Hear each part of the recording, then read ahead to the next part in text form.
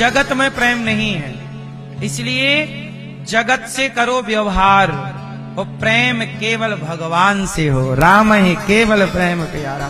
भारत जी ने राम से प्रेम किया और प्रेम भगवान से। अच्छा, भगवान से ऐसा प्रेम करना कि जहां स्वार्थ का कोई बंधन ना हो। वहां आजकल लोग भगवान से भी स्वार्थ, हे भगवान हमारा काम हो जाएगा तो 1.25 किलो लड्डू चढ़ाएंगे।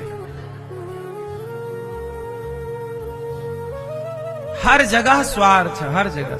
हे भगवान ये काम कर दो। क्यों? भगवान तुम्हारे नौकर हैं क्या? भगवान तुम्हें लड्डू चढ़ाएंगे। क्यों? भगवान ने कभी लड्डू खाए ही नहीं। तुम खवाओगी तो खाएंगे, वरना भगवान ने तो कभी लड्डू खाए ही नहीं। हे भगवान हमारा काम कर दो, नारियल फोड़ेंगे। नारियल तुम अपने सिर पे फोड़ लो, नारियल भगवान का खुद का है, नारियल फोड़ेंगे। लो, नारियल तुमने बनाया कि तुम्हारे बाप ने बनाया है? उन्हीं की बनाई संपत्ति, उन्हीं को कह रहे हमारा काम कर दो, फिर तुम्हारा बनाया नारियल तुम्हें दे देंगे। वाह, अच्छी होशियारी। नारियल कौन बनाता है? ऑलरेडी उनकी प्रॉपर्टी है। मिठाई क्या चढ़ाओगी? गन्ने को मिठास से किसने भरा? गन्ने से शक्कर बनती है, गुड़ बनता है, और शक्कर गुड़ से मिठाइयां बनती हैं। वो सारा मीठा भगवान ने बनाया है। गन्ने में मिठास कोई तुम्हारे पिताजी ने नहीं भरी, भगवान ने। फिर क्या मीठा दोगे? हे भगवान हमारा ये काम कर दो, इतना पैसा देंगे। पैसा लक्ष्मी जी उनके पांव दबाती हैं। कितना दोगे? लक्ष्मी जी भगवान के पांव दबाती हैं। कितना पैसा है आपके पास? इसलिए भगवान में और भक्त और भगवान के बीच में ना कोई स्वार्थ की दीवार ना हो। कौन सी दीवार ना हो? जगत में तो स्वार्थ है ही ना, तो जगत का स्वार्थ जगत में रहने दो। ये स्वार्थ भगवान तक ना पहुंचाओ। भगवान से जुड़ो निष्काम। अब आप कहो कि भगवान से फिर मांगे किससे यदि कोई आवश्यकता है तो? सुनो, छोटा सा बच्चा होता है, क्या छोटे से बच्चे को मांगना पड़ता है कि माँ दूध पिलाओ, पानी पिलाओ, खिलाओ पिलाओ? बिना मांगे माँ उसकी सारी पूर्ति करती है कि नहीं? बिना मांगे सब माँ देती है कि नहीं? बोलो हाँ। जब बिना कहे बच्चे के भाव को माँ समझती है तो तुम प्रेम करो तो सही, तुम्हें कहना नहीं पड़ेगा। वो भगवान अंतर्यामी है, तुम सोच क्या रहे हो वो सुन रहे हैं, बोलने की जरूरत कहाँ? वो अंतर्यामी है। तुम्हें क्या चाहिए? तुम्हें बोलने की आवश्यकता नहीं है, वो भगवान समझते हैं। तुम्हें बोलना पड़ता। अच्छा ये बताओ, आपके भगवान बहरे हैं क्या? बोलो नहीं, तो फिर बोलते हैं भगवान हमारा ये काम कर दो। बोलना क्यों पड़ रहा है? तुम्हारे भगवान को सुनाई कम पड़ता है। हमारे भगवान को तो हम जो सोच रहे हैं वो भी सुन रहे हैं। इसलिए भगवान के साथ ना व्यवहार ना फॉर्मेलिटी ना होना चाहिए। ये फॉर्मेलिटी लोगों के संग करो। आओ आओ, आइए आइए, चाय लेंगे, कॉफी लेंगे, ये फॉर्मेलिटी जगत के संग करो। क्या लेंगे? चाय कॉफी। ये औपचारिकता संसार से करो, भगवान से नहीं। भगवान से तो शुद्ध प्रेम हो। क्या हो? प्रेम। प्रेम कैसा? कोई कामना ही ना हो। हमें इनसे कुछ चाहिए नहीं। हम इनकी सेवा इसलिए थोड़ी करते हैं कि ये हमें कुछ दें। अरे ये दास अनिरुद्ध, मैं बचपन में घर घर जाके भीख मांगा करता था, भिक्षा मांगता था, तब भी मैं भगवान की सेवा करता था। जब भीख मांगता था, खाने को रोटी नहीं थी, मांग के लाते थे, तब हमारी माँ बनाती थी। हमारे पास कपड़े नहीं होते थे पहनने के लिए, तब भी हम भगवान की सेवा करके, जब कुछ नहीं था तब भी भोग लगा के ही खाते थे, तब भी आरती में खड़े होके इनका चिंतन करते थे, और जब कुछ नहीं था तब भी उनके आश्रित थे। आज भी उन्हीं के आश्रित हैं, बदला कुछ भी नहीं। तब भी कोई कामना नहीं थी और आज भी कोई कामना। सच बताएं, मैं इस बात का साक्षी हूं, मैं कैसे छाती फाड़ नहीं सकता, लेकिन मैं बताऊं कि तब भी जब मैं छोटा था तो मेरे गांव के लोगों से आप पूछ सकते हैं, 4 बजे मैं मंदिर में चला जाता था। उस समय मेरी उम्र थी 13-14 साल। मंदिर में जाता था, भगवान राधा कृष्ण भगवान का शंकर जी का मंदिर था। हम लोग उस मंदिर के पुजारी थे। वो मंदिर गांव के बड़े आदमियों का था। तो जैसे गांव में नहीं लोग मंदिर के पुजारी बुलाते हैं, तो हम लोग पुजारी थे। हमारे पिताजी पुजारी थे। हम भी अब हमारे पिताजी थे तो हम भी वहां उनके पुत्र हैं, तो हम भी, तो हम जाते थे पूजा। पिताजी हमें बोलते थे तुम जाके पूजा करे आओ। तो मैं सवेरे 4 बजे, ठंडी गर्मी बारिश, नियम था 4 बजे मैं मंदिर में नहा धो के प्रवेश कर जाता था।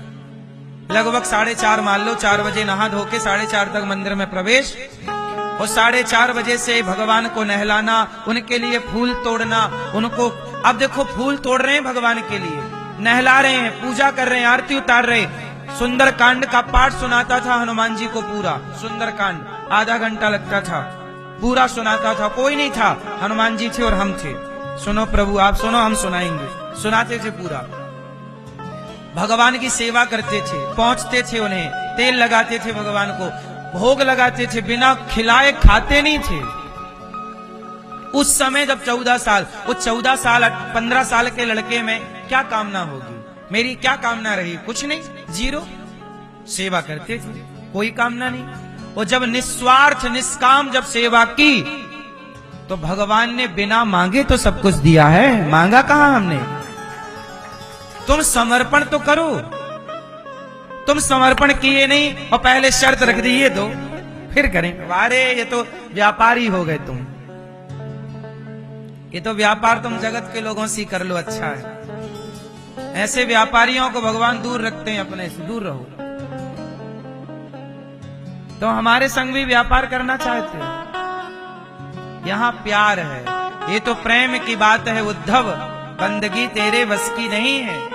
यहां सर देके होते हैं सौदे, आस की इतनी सस्ती नहीं। ये प्रेम है मेरी मां, इसलिए भगवान से प्रेम कीजिए, कोई कामना ना हो। भगवान की याद में रोइए, तड़पिए। मैं सवेरे जल्दी पूजा पाठ कर लेता और सवेरे 6 बजे पूजा करके मैं मंदिर के बाहर निकल जाता और भगवान को भोग लगा के जो पा लेता, 6:30-7 बजे मैं गैया लेके गैया चराने चला जाता। हमारे यहाँ गैया हुआ करती थी, अभी भी भगवान की कृपा से, तो हम गैया चराने जाते थे खेतों में।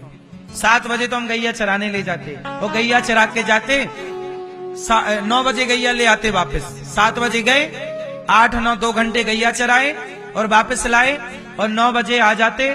फिर 9:30 बजे तक तैयार होके स्कूल के लिए निकल जाते, और 10 बजे से स्कूल अटेंड करते। 10 बजे से 4 बजे तक स्कूल होता। 7वीं 8वीं 9वीं 10वीं ये स्कूल भी पढ़ते थे, गैया भी चराते थे, पूजा भी करते थे। ऐसा नहीं कि काम नहीं करते, काम भी करते। और फिर जब स्कूल से आते तो गैया के लिए चारा काटने खेतों में जाते, चारा काट के लाते, और फिर पढ़ाई भी पूरी करते। तो इस तरह से जब कोई कामना नहीं थी, तब भी भोग लगा के खाते, भगवान की सेवा करते, सवेरे शाम की आरती में खड़े होते। आजकल के बच्चे आरतियों में नहीं पहुंचते, भगवान में कोई लगाव नहीं है। लोग कहते हैं पूजा पाठ की क्या जरूरत है? नहीं साहब, ये बात ठीक कह रहे हो। जरूरत को भगवान थोड़ी कहते तो मेरी पूजा करो, भगवान थोड़ी कहते तो मेरे पास आओ।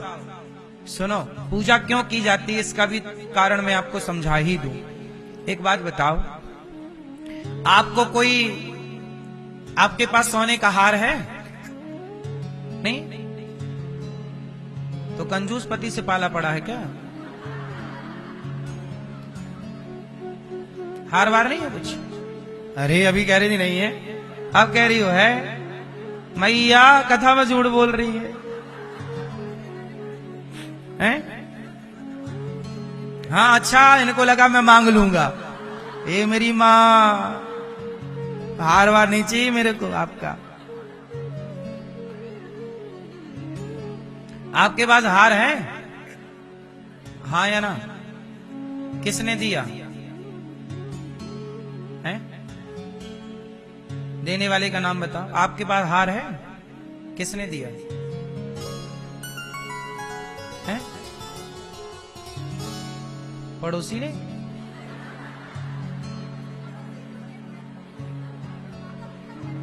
हाँ, तो किसने आपका बाला जो है उसको किसने दिया? दो हार है मतलब आपके पास, एक सास ससुर ने दिया, एक माँ बाप ने। हार किसने दिया ये आपको पता है, कान के बाले किसने दिए ये आपको पता, ये वाली अंगूठी किसने दी आपको पता। जरा सोचिए, अंगूठी देने वाले को याद रखा है आपने, हार देने वाले को याद रखा है। हार पहना जाता है गले में, हार देने वाले को याद रखा है, लेकिन हार पहनने को गला जिस परमात्मा ने दिया उस भगवान को आप भूल गए। अंगूठी देने वाला याद है, उंगली देने वाला भूल गया। कंगन देने वाला याद है, हाथ देने वाले को भूल गए। यही तो हम समझाना चाहते हैं कि संसार के लोगों को आप याद रखते हैं। भगवान की पूजा क्यों करनी चाहिए? अरे भाई, हमारे मुसीबत में कोई साथ देता है ना, तो हम सारी जिंदगी उसे याद रखते हैं कि भाई इन्होंने हमारी मुसीबत में साथ दिया। अरे मुसीबत में साथ देने वाले को सारी जिंदगी याद रखा जाता है। तो जिस परमात्मा ने ये जीवन दिया है, संसार में आने का मौका दिया है, क्या उसे भूल जाना चाहिए? क्या उसे भूल जाना धर्म है? इसलिए उसे याद करना चाहिए कि प्रभु तेरा धन्यवाद, तूने मुझे इस संसार में आने का मौका दिया, ये आंखें दी इसके लिए धन्यवाद। आंखें ना होती तो ये संसार कैसे देखते? अंधे हैं वो क्या देख पा रहे हैं? लंगड़ा नहीं बनाया तूने विधाता, पांव दिए इसके लिए धन्यवाद। इसलिए मंदिर जाया जाता है, हे विधाता तेरा धन्यवाद, तूने ये जीवन दिया। इसलिए पूजा करनी चाहिए। पूजा का मतलब है धन्यवाद ईश्वर का। लेकिन आजकल लोग इतने नमक हराम हो गए हैं कि जिस परमात्मा ने सब कुछ दिया उसी को कहते हैं अरे भगवान भगवान कुछ नहीं होता। गधे, भगवान नहीं होता तो तुम कैसे होते? मतलब जिस पत्तल में खा रहे हैं उसी में। इतनी गद्दारी नहीं होनी चाहिए, ईमानदार बनो। यदि हमारा सनातन कहता है कि किसी ने एक गिलास पानी पिलाया हो आपको, तो आपको उसका ऋणी होना चाहिए। क्यों? किसी ने आपको एक गिलास पानी भी दिया हो तो आपको उसका आभारी होना चाहिए, ऋणी होना चाहिए। माँ ने दूध पिलाया है इसलिए हम माँ के ऋणी रहते हैं, और वो ऋण कभी चुका, हमारे पास इतनी दौलत नहीं है कि हम माँ के दूध का कर्ज चुका सकें। हम सदा माँ के ऋणी रहेंगे, हम सदा बाप के ऋणी रहेंगे, हम सदा उसके ऋणी रहेंगे। आज भी मैं अपने गांव में, जब मैं गांव में जाके भीख मांगा करता था, तो जिन घरों में भिक्षा मांगता था और जो लोग मुझे बचपन में भीख देते थे, आज भी वो लोग हैं और आज भी मैं उनका ऋणी हूं। जब भी वो मुझे मिलते हैं मैं उनको सम्मान के साथ प्रणाम करता हूं कि आप लोगों ने मुझे भिक्षा देकर के हमारा पेट भरने का आप लोगों ने भरण पोषण किया है। आप लोग भीख ना देते तो हम कैसे खाते पीते? तो हम आज भी उन लोगों के ऋणी हैं जिन्होंने हमें एक वक्त पर भीख दी है। तो हम उन्हें भी नहीं भूले जिन्होंने हमें भीख दी। तो हम उसे कैसे भूल जाएं जो हमें रोज ऑक्सीजन देता है, रोज हवा देता है, रोज जीने के लिए सांसें देता है। उस विधाता को हम कैसे भूल जाएं? इसलिए मंदिर में जाके उसकी चौखट को प्रणाम करके और उसके चरणों में मस्तक झुका के धन्यवाद देते हैं, प्रभु आपकी जय। हम आपसे कुछ लेने नहीं आए, आपने जो दिया है वो ही बहुत है।